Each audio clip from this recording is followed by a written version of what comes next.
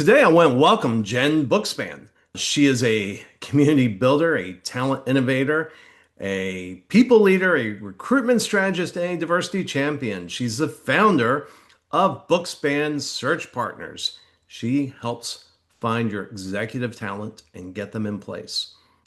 And big focus on building and scaling. I was talking to somebody yesterday. They said the number one problem they had was they can't scale fast enough to find the business that requires the right people. Jen solves those problems. Jen, welcome to Leaders and Legacies. Thank you, Craig. It's really great to be here. Thanks for inviting me. Yeah, well, and hey, first off, let's let the folks know how we met. We're both in a group called Success Champions Networking. And this isn't an ad, but it's a strictly B2B networking group. And I'm fairly new. How long have you been in it? Since last March, so about just less than a year. Oh, okay. See, it's funny. You feel like an old timer to me. I feel like the new guy. Um, but the thing that I've really loved is just the quality of people that I've met, and you're certainly one of them. Yeah. And I loved your story. I got to know you, remember, and heard your story, and stories mean a lot to me when I get to know people and understand what they've been through and what their experiences are as well. So thanks for sharing. Oh, absolutely. It was, it's weird. I surprise people when I tell them that was literally the most exciting. The 6 months after I got out of the hospital was the most exciting time of my life. It's the, I've never had a time in my life where I set so many ridiculous goals and hit them so quickly, and then had to set new ridiculous goals and hit those quickly. It was really exciting. Well, I think that it was such a where when you come that close to not making it, I think you think differently, right? I would guess like about life and about how limited and how fragile our time is on Yeah. Earth. So, Yeah. And it's an interesting experience. But so you help people find their senior leadership team, and that's what, like, director and above, hmm C-suites and what have you. hmm That's an interesting niche. I mean, I never worked with a recruiter that does those type of placements, and it seems like it would be a lot different than a lot of the recruiters I worked with. Hmm. Well, I think that all all pe everyone on your team as a leader is important. So I don't, and I think it everyone, no matter what, from someone who's assisting you or someone who's helping you run the building to your COO. But what I think is that for me, if I can help you with those, what I would consider those very specific legs of the stool people who help provide a lot of leadership to the team, then it can be incredible for your organization. So that's how I see it as like this is where I can make significant impact for you. So that's where I'm going to spend my time. Yeah. One of the stories I think about, and if I maybe one day I'll take time and I'll dig in to understand it better, but it's fascinating. I'm sure you remember when Jack Welch retired, hmm and last century, people were calling him the CEO of the century. He was just a genius. And he narrowed his list down to three successors, and he told all three, he said, I want to know who's going to run the business, because those that don't get picked, you guys can go run companies and you will. And so sure enough, Jeffrey Immelt got picked, and he kind of broke GE. And then they had the guy, but it at least took him a decade or more to break GE. Then they took one of the guys left and joined Home Depot, and he made a wreck of that and got a $200 million golden parachute. And you look at that and you're like, these guys were mentored by one of the best CEOs ever. And one wrecked GE and the other one, briefly wrecked Home Depot. How did that happen? How does it, from a talent perspective, how did that happen? There are many things that go on. When I think about it, first of all, you can take someone who is brilliant in one environment and take them to another environment or another organization, and it's just not a good mix. It's like the bad ingredient, or the people, the processes, the systems, the leadership might be different, and you're bringing something with you when you go. The other thing is, I don't know the details. We'd have to uncover it, but this person, Jeffrey, was likely not Jack Welch, right? So he did things differently, and he probably had to build a different team around him or think differently because he's not the same person. We're all unique people. So I think you do have to look at every time there's a new leader, it's going to be different, and they bring different strengths to the table, and they have to think about how they're going to lead, and it's going to be different than the predecessor. Yeah, that's a good point. It's a good point. And yeah, and so if Jack set the culture for 20 years and then Jeff comes in, he's like, we're going to do, and he made some changes. I think I know one thing he sent out, tied to a presidential election. He said, all right, GE's agenda is the president's agenda. And I felt like that was a colossal mistake. I'm like, really? You're tying the future of a, century-old company to the choices of somebody who by law will be out of office in 4 or 8 years maximum. And but yeah, I mean, you make an interesting point that there's a lot of people, they knew what Jack wanted, then they responded to Jack, and they knew how Jack wanted to be communicated to. And here's a completely different person. Yeah, and I also think that you would know this, Craig. Companies go through different cycles and they need different things at different times as Yeah. well. So think about Steve Jobs, Yeah. brilliant, but had flaws for real. But the company itself, the life cycle of the company is also a big part of this. Like, where are we? Are we in the founding stage? Are we in the scaling stage? Are we in the what I would consider more mature growth stage? Are we winding down? And part of it is us, like you and me and all of us out here, knowing who we are, knowing what our strengths are, and knowing what stages or stage is our like brilliant place, like where Yeah. we are masterful. Because so I always think it starts with the person. So I think it's like knowing who you are helps then anchor yourself to then help others and help your organization as well. Yeah. No, and that makes a lot of sense. And it's funny when you mentioned Steve Jobs, I was actually thinking about this a minute ago. The unsung hero of Apple's turnaround, nobody ever hears about the CFO that was there in 97 when Steve Jobs came back to Apple. Just kind of setting the stage. Um, No, go Steve, ahead, go ahead. Yeah. Steve fired the board of directors. That never happens. Steve fired the board of directors. And they fired a whole bunch of people, including their head of marketing. I remember watching a video from that time. The head of marketing, when Steve was coming back, the head of marketing was on stage with Steve, and Steve shot him this look, and it was you look at that, you look, and you're like, oh yeah, this guy's getting fired. And people would get on elevators with Steve Jobs with a job, and when they got by the time they got off the elevator, they were fired. And you never hear about the CFO because Steve Jobs had a weakness. He had a love for business computers. The first one was Lisa, which was a complete failure. He left Apple and he did the next Cube, which was a business computer, which was also a failure. He came back to Apple and he said, we need a business computer.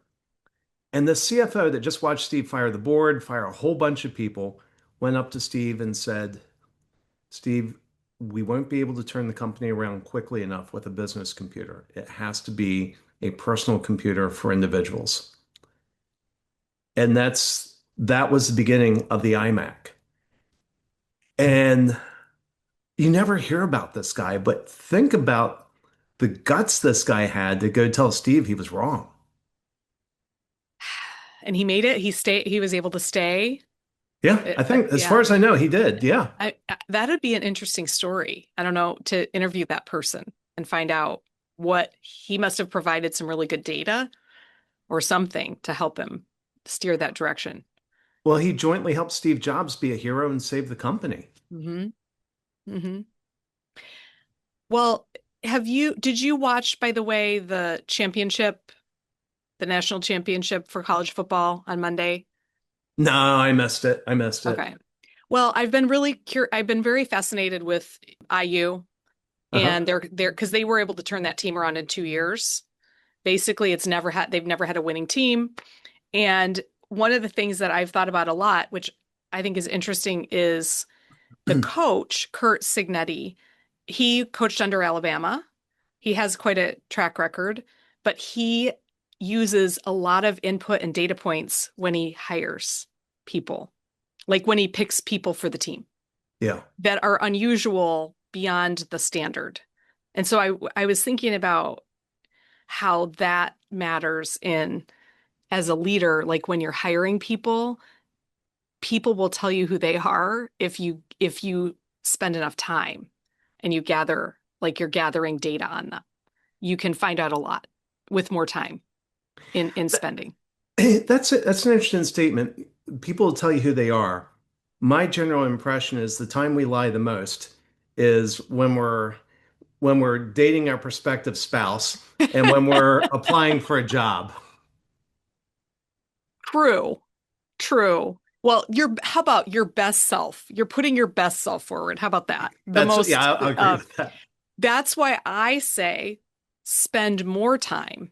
Like have more than one interview, spend more time because sooner or later that real person's going to come through. It's like who they are. So it can be very valuable for you as a leader if you are spending more time hire slow, fire fast. Like take time and get data points. Yeah. Get as many data points as you can in the process. I mean, how do you do that?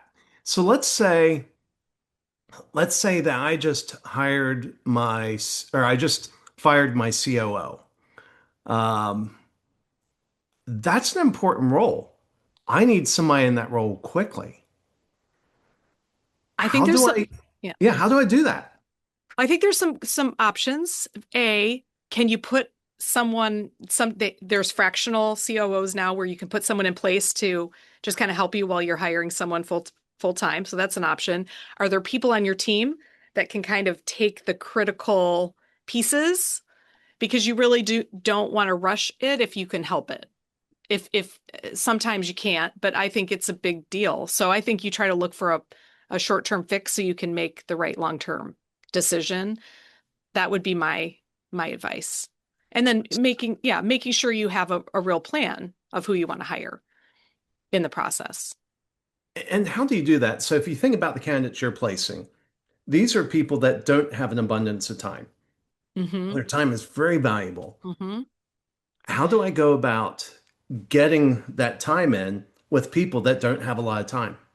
Well, that's where I a someone like me can help you get really clear about what you're looking for and and having someone help you interview this person and vet them out ahead of time. You still want to spend the time yourself, but if you can hire someone who really knows how to look at for all the details and help you with that process and or people on your team, it's going to help you get to the right people. And then obviously there's tests, you can do testing, you can do personality profiles. There's so many things that you can do. I kind of look at it as a pie of all these things. And so I think the more that you have that process down, the more efficient it will be over the long haul. So let's talk about tests for a second. I've heard that it's a compliance issue giving somebody like a Myers-Briggs test. I think there are tests that you have to look for something that has been past the qualifications in terms of you can use it for hiring. And there are several. There are some that aren't. So I think you have to look into that, of course. And I think also, Craig, you have to look at it this way. Everything's a data point. So I would be down to are people showing up on time when I meet with them? Are they calling me when they say they're going to do? Are their actions matching their words? What kind of production have they had? What have they done? So there's have they overcome things? So there's all of these data points, and that is just one piece of the puzzle. Yeah. So if I were working with you, let's say I was trying to fill, a senior role in my company, what are the things that you would look for? And let me kind of give a framework. When somebody hires me for marketing, I usually know, okay, they're looking at the wrong things, they're measuring the wrong things, and so, depending upon if I want to be effective or fast, I've found effective is always a longer process than just saying, oh, here's what you're doing wrong. Let me show you. Bit, bit, bit, bit, bit. That usually ends up stepping on a couple toes, but I can usually identify very quickly what somebody's doing wrong and help guide them in the right thing.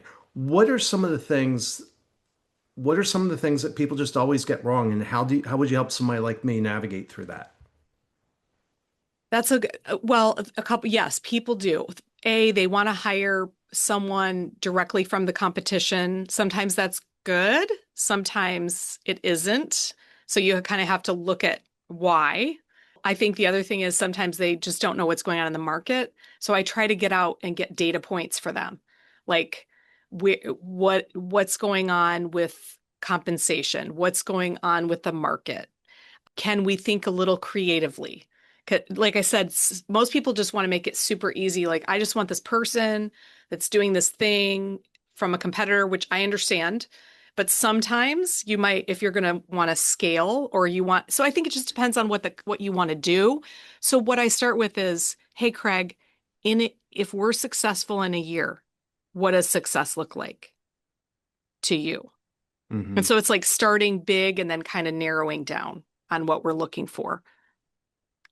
Okay. No, and that makes sense. No, and I love that. You always, that's kind of our starting point. How do you define success?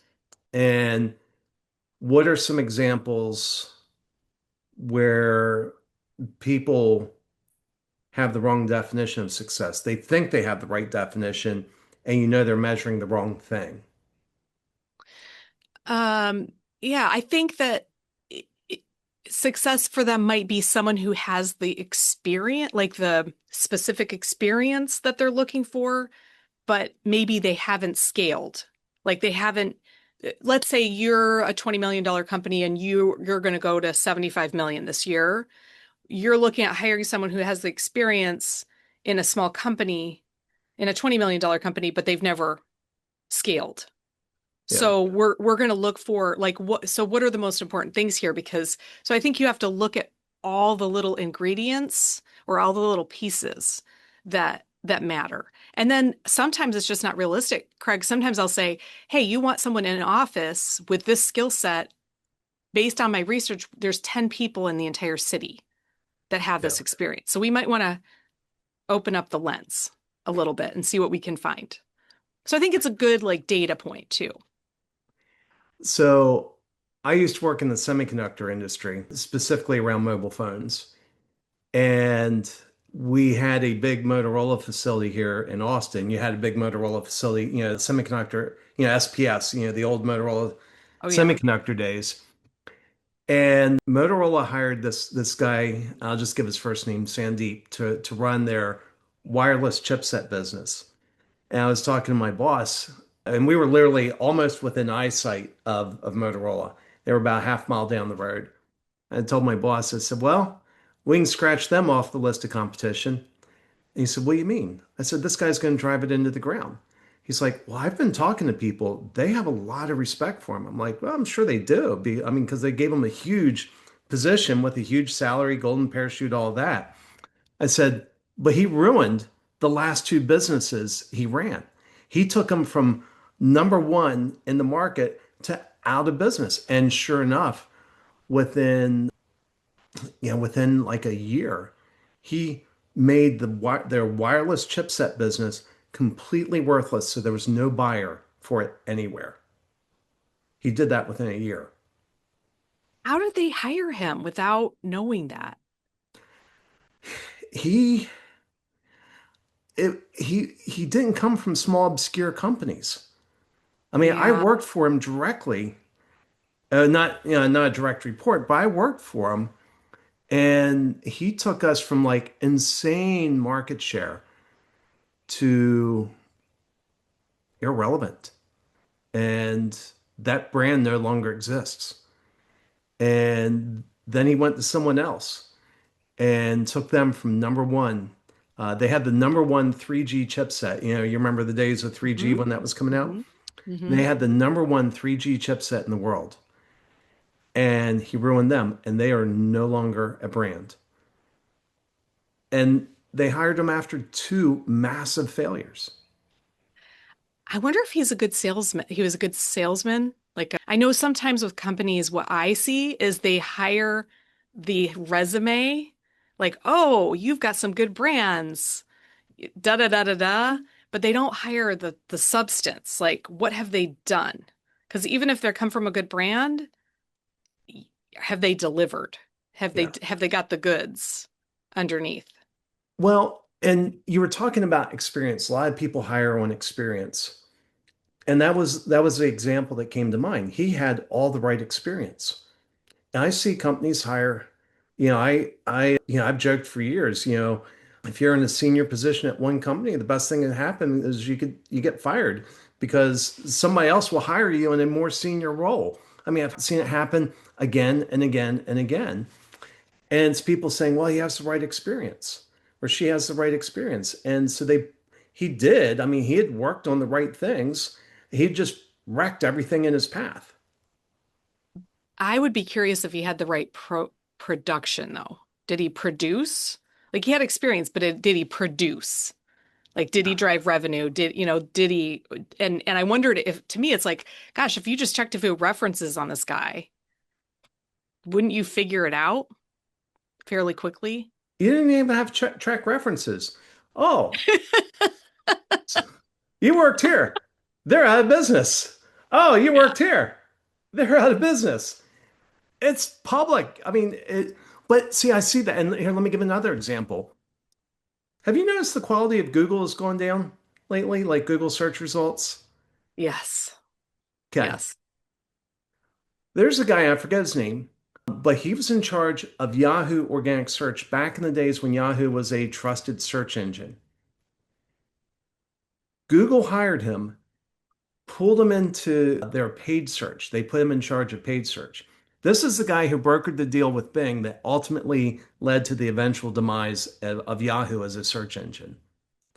Okay. Google hires him, they put him in charge of paid search. Google's always said, hey, there's this Chinese wall between, organic search and paid search. But in their recent antitrust lawsuit, an email pops up from this guy where he's emailing the head of organic search saying, hey, my guys haven't gotten their bonus in the last 2 quarters. Can you adjust the search results so my guys hit their bonus? And they have now moved him over to Google organic search. And the quality is going down. Everybody sees it, but he had experience. But the first job that got him into Google was he destroyed Yahoo as a search engine. Okay. Is he still there? Is he still at Google now? No. Now he's still at Google now. He's Oh, continuing to make a mess of things. I don't know. It's crazy. I just don't get it. But that's, and kind of tying back to what you were saying earlier, you say a lot of people are looking for the right experience. Hmm. Hmm. And just as me sitting back and observing, and by the way, it's easy for me to throw rocks at others. I'm going to share an example of a disastrous hire I did, and it still confounds me. So I I'm certainly not saying I do it right, but I just look at this and I observed, and I'm like, I keep seeing people hire on experience, and they just because they worked at the right company, they get a job with a promotion at another company. You're right. You're right. It's like people get googly eyed. So tell me about your disastrous hire because we've all had them. I've had them too. We all make mistakes in the Yeah. process. Well, I needed somebody to do client management, and because that's not my strong suit. I can do it, but it takes me being on my best behavior. It's not there are people that are way better at client management than I am. And I've had them work for me. But I was looking to hire somebody. I'd interacted with her, you were talking about time. I'd interacted with her a lot. Felt like I knew her pretty well. And this is a little bit of experience, but I would say skills. She had previously been the events director for a resort. So her clients were Bridezilla and Bridezilla's mom. And I'm sitting there thinking, anybody who can navigate that job is probably going to be excellent to manage my clients. And it was a complete disaster. I ended up having to fire her within, I think, 3 months. And it was like a complete disaster. I caught her in client meetings doing other stuff, not focused on not focused on the client, not focused on our business. The other stuff she was doing was not even for our business. Um, the um, I had her hourly, and she, put her time in, and I think, was going to run payroll, and she'd logged like 10,000 hours in a pay period. I'm like, well, that's impossible. And what had happened was, and I told her, I said, hey, something's wrong here. And she basically said, oh, yeah, I probably forgot to log out. Can you fix it? I'm like, no. I think that ended up being the final one where I was just like, okay, that's it. But there were just, and, I wanted her to run the meetings, and and these aren't hard meetings to run. Hey, here are the things that we agreed to do. How's the progress? What do we need? I mean, this is not splitting atoms. And she was saying things that were just complete nonsense, that hadn't been listening to the client, hadn't been listening to what was being said. It was a disaster. And to this day, it really shook my confidence, because I felt like I do a really good job of hiring the right people. I feel like that's a skill. I can look at a resume. Yeah, as a matter of fact, years ago when I was still in semiconductors, my boss and I sat down, and we were going to do on-campus. He wanted me to do on-campus interviewing. Sat down with a big stack of resumes. He split the stack. I went through my stack in about half the time as his. And he's like, "You're done?" I'm like, "Yeah." He said, "Mind if I look at your discard pile?" I'm like, "Sure." And he goes through, and he's like, "Hey, what's an Eagle Scout?" He was Canadian. He was like, "What's an Eagle Scout?" It's like, "Oh, it's a big honor. It's, a really big deal." He said, you discarded an Eagle Scout?" And I was like, let me see it. I'm like, yeah, I don't think he has it. And he was like, would you be opposed to interviewing him? I said, sure. And so I interviewed him. It was by far the worst interview of the day. Um, I mean, so I have a pretty good nose. I've always prided myself. And then I hired this person that was a complete disaster. And I still feel bad about it. I disrupted her life, disrupted my life, and I'm not sure what I missed. I think it just, I don't know. Do you, because part of me just feels like it sounds like a different job. And maybe, I don't know, Craig, did you dig in deep with what she was doing also with the work she was doing? Did it help me understand that question? Um, yeah, in the end, I was just going to say sometimes I know we make those snap judgments. I do too, like, oh, you've done this, so therefore, and sometimes it's like, well, what were they really doing? What were like, what was really the job, maybe for real, versus like what they tell you it is.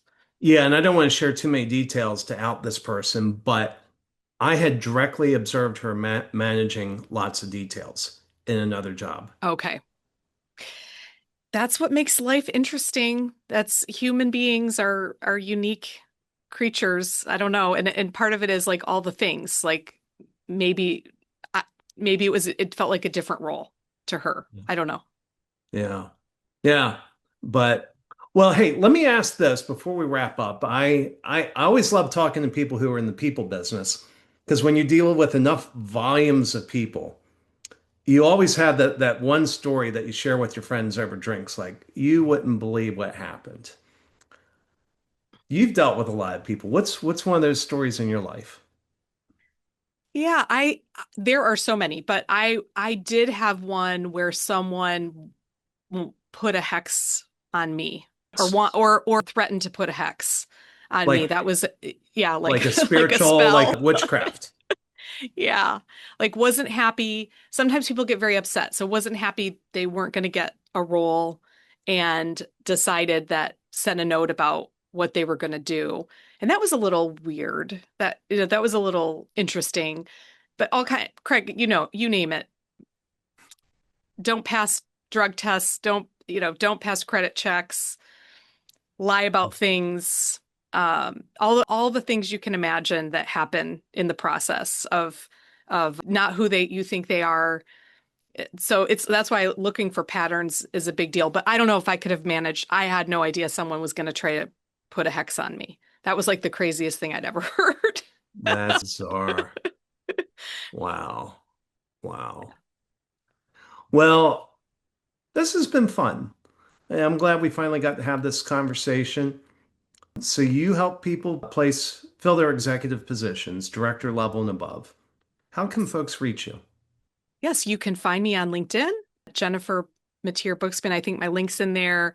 You can reach me. I think you'll have all the contact information. My website is bookspansearchpartners.com and or track me down. Just Jennifer Bookspan. You'll find me on if you look me up on Google. Well, excellent. Well, thanks for coming on Leaders and Legacies.